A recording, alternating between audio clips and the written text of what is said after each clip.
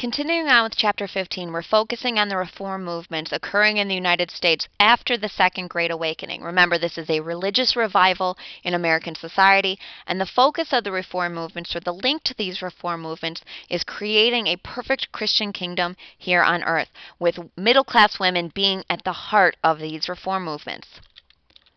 Now, women, obviously, if they are at the heart of these reform movements, are going to start demanding their own rights. Now remember, for forever, and to some degree still today, women have a subordinate role to men in society. They can't vote, they can't own property after marriage, and it was legal in many states to be beaten by their husbands. Yet we have this almost dichotomous image of what women should be. On the one hand, they're supposed to be submissive, they're supposed to be subordinate to men, yet they're also the keepers of morality. They are also the keepers of republicanism in our young children based on that Republican motherhood that we've already talked about. So there's almost this conflict in society about the role that women should play. So to many women, they felt that this stereotype or this idea that women should just be in the home, it was almost too confining, that there was more that women could do. There was more of a role that they could play in society. And so as a result of this, we see the birth of the women's rights movement, specifically focusing on the right to vote. In the mid-1800s, we see the creation of the National Women's Suffrage Association. And if you don't know this term, suffrage means the right to vote. Women like Lucretia Mott, Elizabeth Cady Stanton, and Susan B. Anthony all focused on getting women the right to vote and increasing women's role in the United States. These women also happened to be a part of the abolition movement as well. Abolition was focusing on getting rid of slavery in the United States, which we will talk about in later chapters. But once again, we should bring about rights for all people, women, African Americans, etc., according to these reformers. So in 1848, and this is very, very important, in 1848, a group of men and women led by these reformers met in Seneca Falls, New York to host the Seneca Falls Women's Rights Convention in 1848, in which they demanded women's suffrage, or the right to vote. And in their declaration, they said that all men and women are created equal. So we can't say that we are a Republican society if half of our population is unable to have that right to vote. Now, obviously, this is an issue that is once again going to be extending on, that women aren't granted the right to vote on a national level, at least, until the 19th Amendment is ratified in 1920. So there's still a long way to go, but this is where it starts, in Seneca Falls, New York. Now, some of the people who are participating in these reform movements take it a little further. They participate also in creating smaller utopian societies. Now, if you know anything about a utopia, it's the perfect society. Many of these intellectual reformers said we can't bring about a utopian society on a large scale, but let's try it on a smaller scale.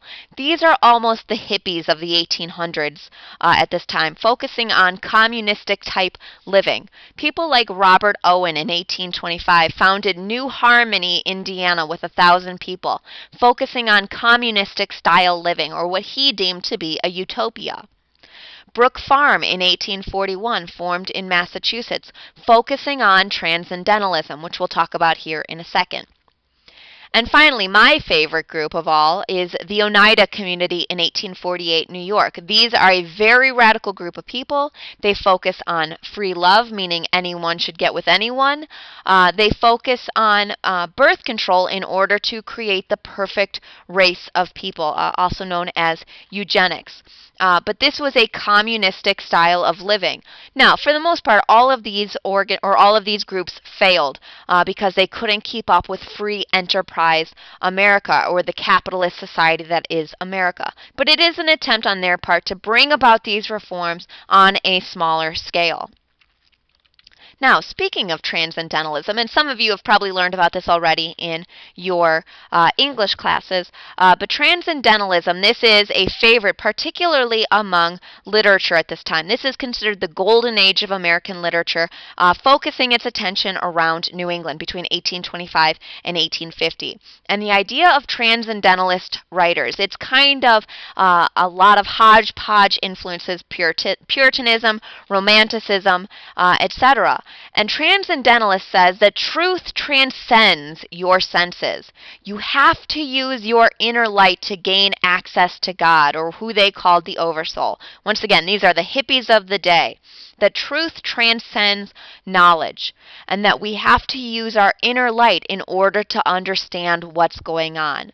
So, many people who subscribed to Transcendentalists were American writers such as Ralph Waldo Emerson. He was also a Unitarian minister. He was a Lyceum lecturer. And Henry David Thoreau, who wrote Walden. Many of you have probably already read this.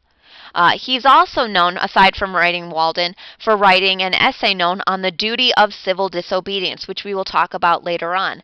That it is our obligation that if a law is unjust, we should not follow that law. That we should not follow, in his case, the poll tax because it was wrong. We'll see this same idea used again later by Gandhi and Martin Luther King to disobey unjust laws, according to Henry David Thoreau.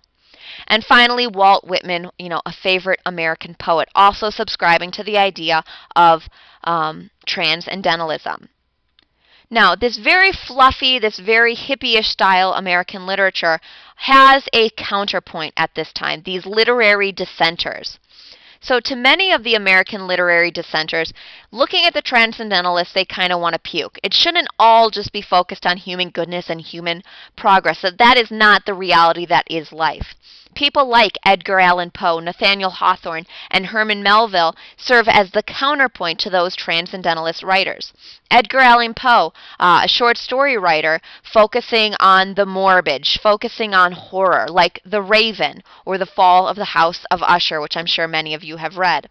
He is looking to contrast this optimistic American tone that he sees going on at this time.